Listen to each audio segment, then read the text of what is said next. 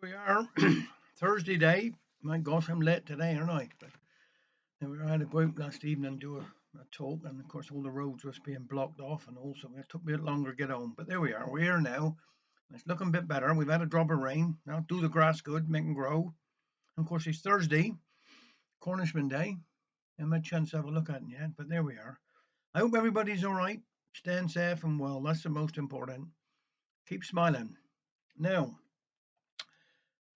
it was my nephew. I got a few birthdays today. It was my nephew's birthday yesterday, Simon Smitheram.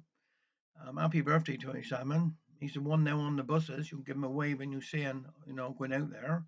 And what else is Priscilla Oates is a dear friend of mine, all to do with the O'Como Societies. Priscilla Oates is her birthday today. Now tomorrow we got Corin Penrose is his birthday tomorrow. We got Michael Smith is his birthday tomorrow. I got my number one fan tomorrow. Annie Elliston is her birthday tomorrow. I told him I wouldn't say nothing, but I am said a lot to anyhow. And a dear great friend of mine, past Grand Bard and all of the Gorseth. And Anne Jenkin is her birthday tomorrow, so happy birthday to you, Anne, as well. And Paul Cottrell, a local lad from down here, is his birthday tomorrow. So everybody be out, I expect, all of them together at the same place, enjoying yourself.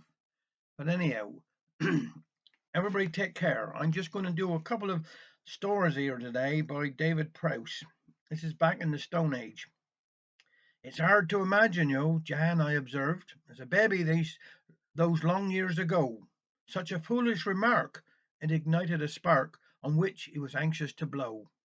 We never had nothing, I'd start him off, and now he was up and away.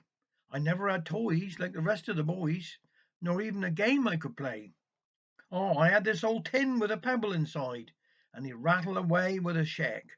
I'd sit in my pram with his tin in my hand, and I'd see how much noise I could make.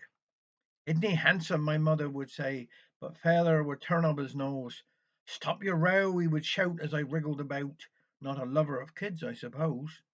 And when you're a babby, you don't understand. I thought he was playing a game. Soon as father come in, I'd rattle my tin and hammer him down on the frame. Oh, he's some pleased to see you, poor mother would try to pass it all off for the best. In a way, she was right. I rejoiced in the sight of there standing up on his chest. One day I recalled as I gurgled and shook and created one heck of a din. With one final bang and a crash and a clang, the lid came adrift from the tin. All that was left in the pram was the stone, so I throd him as hard as I could. He bounced off a plate and pitched in the grate, behind all the ashes and wood. Mother come running and picked up the tin, then rummaged around on the floor, then checked in the pram midst the biscuits and jam, then galloped away to the door. Next minute there's father arriving at speed and unsympathetic in tone. What's the trouble? He growled. Oh, William, she howled, the boy been and swallowed the stone. Oh, there's nothing so daft as you woman, he said. You're softer than yesterday's lard. What's the matter with you? Use your brains, woman, do. There's plenty more stones in the yard. One more other one. This is Molly's bloomin' holiday. Oh, I've seen you been on holiday, said Mrs. Desi Blant. That's right, my love, said Molly, quite appropriately tanned. I never been abroad before, but when you're getting on, you're best to take the chance before the bloomin' chance is gone. And how was Spain? Asked Daisy through her patronising lips, for she had always thought it's common with its lager and chips. Oh, bloomin' hot, said Molly, and nice enough, although it's not a place where a decent single woman ought to go. You see, I'm no oil painting. Here Daisy Bland agreed. But some of these here foreigners is amorous indeed. They look you up and down without the slightest hint of shame. For a girl to keep her distance is a proper bloomin' game. They want to take 'ee dancing, or they'll offer 'ee a drink, and their bloomer hands is everywhere. You can't afford to blink. And when you thank them nicely for the lovely time you had, they'll sing outside your window till 'ee drive 'ee bloomin' mad. I tell 'ee, Mrs. Bland, my love, you're better off at home, in Causeway Head or down the prom. They leave 'ee well alone.